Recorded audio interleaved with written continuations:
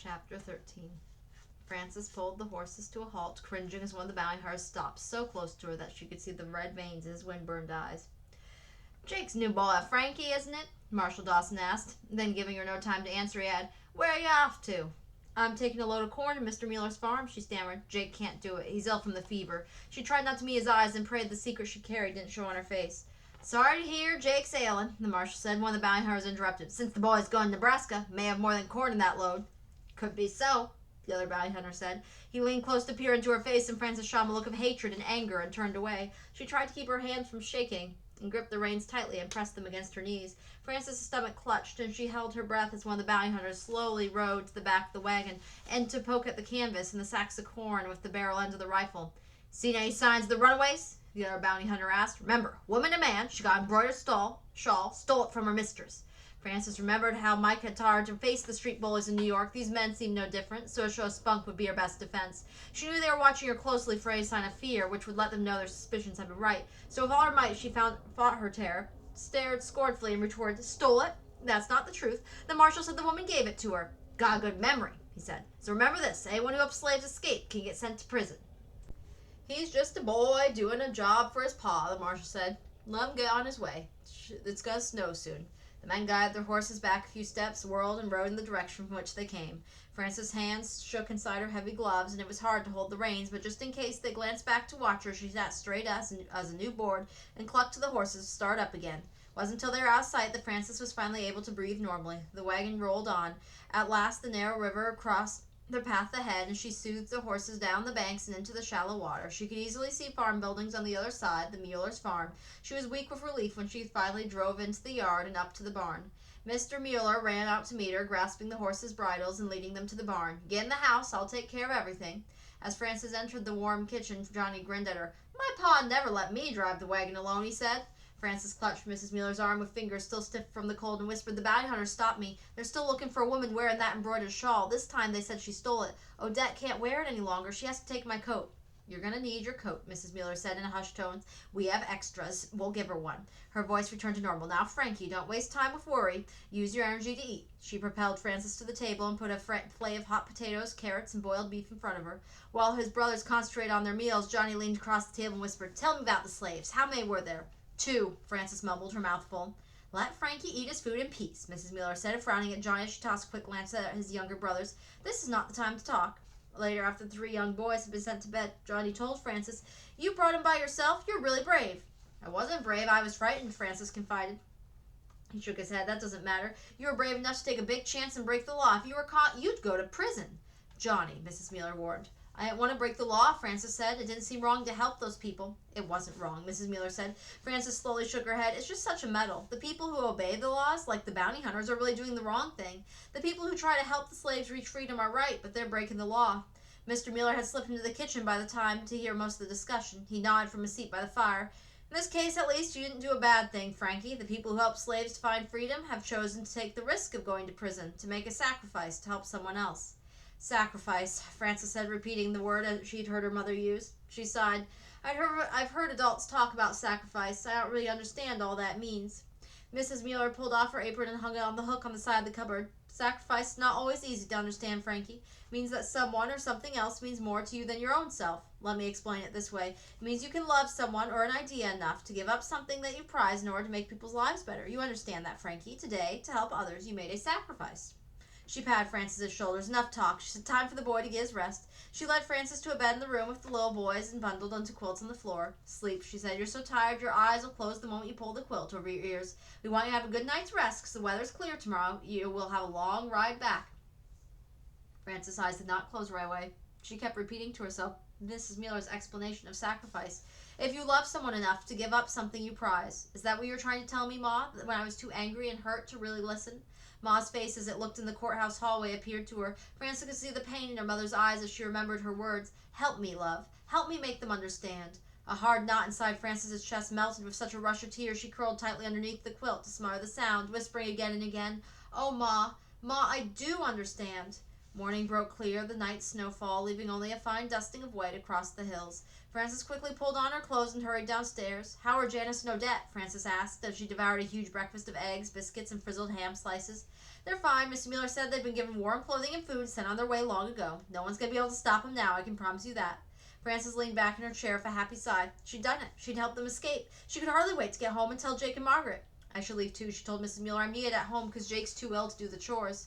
Johnny dashed into the room. "I heard what Frankie said. I've got a good plan. I'll ride home with him and help. I'll even take a turn with the horses." "Sure, that's a grand idea," Frances exclaimed. "How would you get home, Johnny?" Frankie could drive me back." And once more back and forth, Mrs. Mueller laughed. "Frankie is capable of driving alone. He's proved what he can do." "Ah," Johnny complained, "Pa never lets me drive alone, and I'm a year older than Frankie." His mother gave him a playful swat on his bottom. "Since you're so old, you must be very strong, so you can go out and help hitch Frankie's wagon. Get along with you." Along with food for the journey, Mrs. Mueller carried to the barn a length of dress fabric, a seed cake, and a pod cheese to take to Margaret. "We'll find something to wrap the cheese with well, so the cold won't spoil it." Frances, eager to get her way, spotted a black shawl, and picked it up. "I can use this," she said. She wrapped the cheese and tucked the packages into the corner of the wagon, and she folded the canvas next to them. "Take care," Mrs. Mueller told her, and Johnny yelled, "I'll see you at the Christmas party." Frances waved and led the horses south to the road toward home. Although icy, the river was easy to ford. The horses stepped briskly as though they knew they were headed for home. With no load to take back, the nearly empty wagon bounced on the road, and the team, with less to pull, made better time. Frances hummed to herself, delight at the picture in her mind of Janice and Odette reaching freedom in Canada.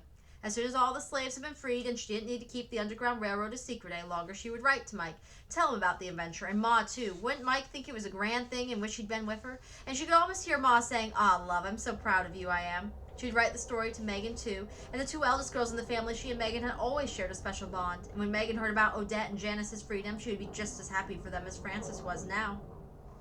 Although the white frosted hills were serene under a clear sky, the wind prickled Frances's face with sharp slivers of cold, so she kept urging Sal and Daisy to keep up their pace.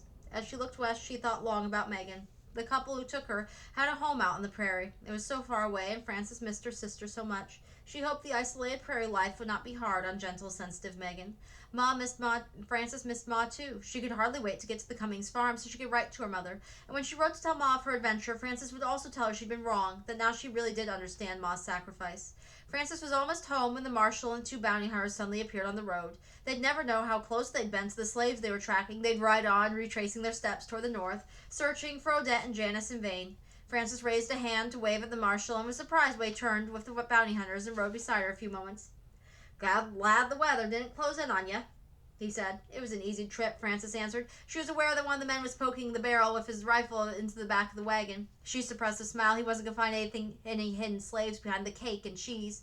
The cheese! Suddenly Frances realized that she foolishly had used Odette's shawl to wrap the pod cheese. How could she have been so stupid? She froze, clinging the reins so tightly her fingers became numb. "Give regards to your folks," Marshal Dawson said. He urged his horse on. One of the bounty hunters suddenly yelled, "Wait a minute, Marshal! Pull up, boy!" He pointed his rifle at her head to make sure she obeyed. The man grabbed the wrapped pod of cheese and shook the shawl until its contents tumbled into the wagon. He waved the shawl over his head. "Ain't this what that slave woman was wearing?" Your bounty hunter slammed it closely. "Looks like." "Where'd you get that shawl?" the marshal asked Frances. This time his voice was stern. "I found it on the ground," Frances said truthfully. "I used it to wrap the cheese so it wouldn't freeze." "On the ground where?" Marshal Dawson asked. Frances lifted her chin, staring back. No matter how frightened she wasn't going to give an answer. "We can figure it out," the bounty hunter said to his partner. "Come on, let's head north. You take care of the law-breaking boy, Marshal." He tossed the shawl into the wagon, and the two of them set off at a gallop. Janice and Odette had been given a long head start. Mrs. Mueller had promised they'd be in no more danger, and the Muellers could handle those two ruffians, so Frances didn't worry about them. She only wanted to get home to Jake and Margaret. Could they help her? What would become of her? "I'll ride back with you to Jake's place," the marshal said, his words breaking into her thoughts. "You know, son, that as of now, you're under arrest." Frances jumped as though he'd struck her. Under arrest? Did that mean she'd go to prison? She shuddered. Would Jake and Margaret be arrested too? And what would happen to Petey? Her new parents had made a home for her, and now everything was going to be lost. Tears spilled from her eyes, stinging her cheeks. She'd lose her new family and her old family. It was true she'd broken the law, no question about it. She'd have to accept the punishment. She couldn't be saved the way Mike had been saved. There was nowhere left to send her. It's also unfair, she thought. If a law hurts people, then shouldn't it be broken? Frances concentrated on driving the wagon, angrily rubbing away the tears. As they reached the house, Marshal Dawson was firm with Jake, who had come out on the porch. The marshal explained what he'd found in the wagon, what it obviously meant. Frankie's innocent in breaking any law. Jake said he's a child. Any fault should be found is mine. Frankly, the marshal said, my sympathies lie with the abolitionists, but I'm swore to uphold the law. I've got no proof that you did anything to do with this, Jake. So I'm not putting you under arrest, but whether or not I've got to arrest this boy and take him to town to be charged. That shawl's your only proof, Margaret objected. Frankie said he found it. Anyone could have dropped it. Petey ran on the porch calling, they're coming. I saw them from the upstairs window. Everyone turned to look in the direction Petey was pointing. See? Petey yelled, Mr. McNair and Mrs. Banks. They said they'd come and see us, and there they are. Oh no, Frances whispered in agony that they should see her be arrested. Not now. The marshal put a firm hand on Frances's shoulder. I have to take the boy with me, he said. Margaret pushed his hands away. No, she said, Frankie is my son, and I won't let you have him. Jake, even more pale than before, stepped between Frances and the marshal. We need to talk, Marshal Dawson. Let's wait till Andrew McNair gets here. Frankie's under Andrew's supervision still. Andrew tied their horses to the rail as Catherine ran up on the porch and put her arms on Margaret's shoulders and studied her face. What's wrong? She asked. What's happened? I'll tell you, the marshal said, and proceeded to list the facts. Catherine shook her head and laughed, while Margaret gasped and said, Catherine, this situation is not humorous. Of course it is, Catherine said. It's nonsense. She smiled at the marshal. Do you actually believe a little 13-year-old girl could do all that you say? Girl? Everyone turned to stare at Frances, who had begun to blush furiously. I'm sorry, she stammered. It's true. I really am a girl. I didn't know what to do except pose as a boy. I overheard Mr. McNair say that boys were easier to place together. I'd promised our ma that I'd take care of Petey. I borrowed Mike's knife to cut my hair and put on some boys' clothes. She looked around the group from face to face. Jake's mouth fell open. Margaret's eyebrows shot up, and Andrew looked completely bewildered. It did work out, Frances had, because Petey and I were able to stay together. The marshal cleared his throat a couple of times before he said, well, I don't know how to just take your word for it, young lady. Do we have any proof?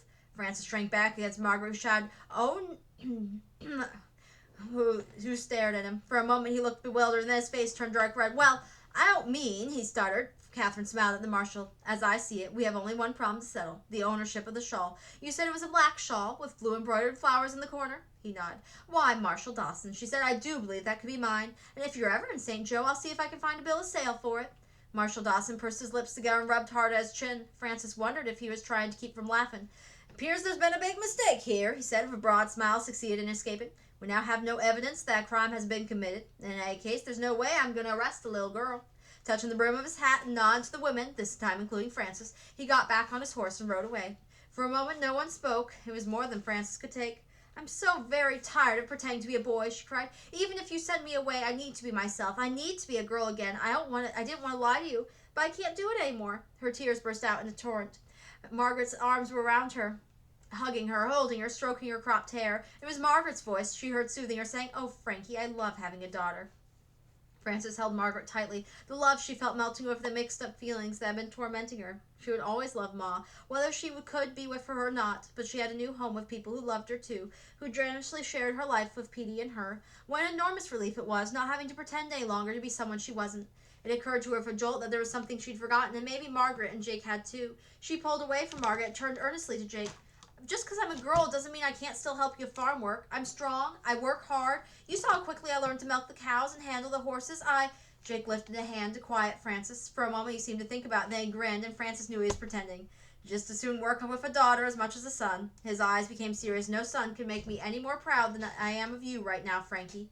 Not Frankie. Her name's Frances Mary, Petey said in a rush. It's not a secret anymore, so I can tell her real name. He broke off, clapping a hand over his mouth, and whispered cautiously, Can't I?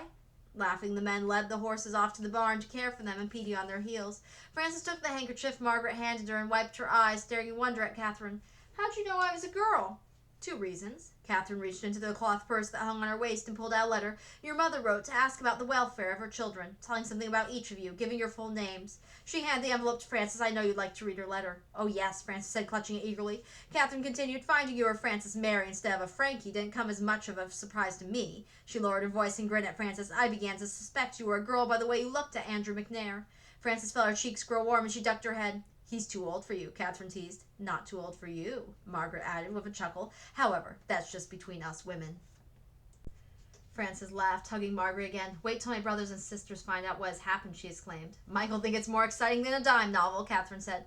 As far as I'm concerned, Frances said, the best thing is that now I'm back to being a girl. Grandma Briley gently closed the cover of the journal and lightly patted the soft blue binding. Jennifer leaned forward eagerly. Don't stop. Yeah, Jeff said, tell us more. Grandma got out of her chair and pinched 2 shriveled leaves from the hanging basket of pothos ivy. Not now. I'm going to make dinner early because the state council's meeting tonight. But if you'd like me to, I'll tell you Mike's story tomorrow. What about the people who adopted Mike? Jeff asked. I didn't like them, Jennifer said. Neither did Mike, Grandma told her. I suspected them right away, Jeff said. Grandma looked mysterious. Then you won't be surprised to find out that Mike was suspicious of them too. Why, Mike even began to wonder if Mr. Friedrich had committed a murder. Murder, Mike said. Tell us, did he? For now, you can help me set the table, Grandma teased. Mike's story will just have to wait until tomorrow.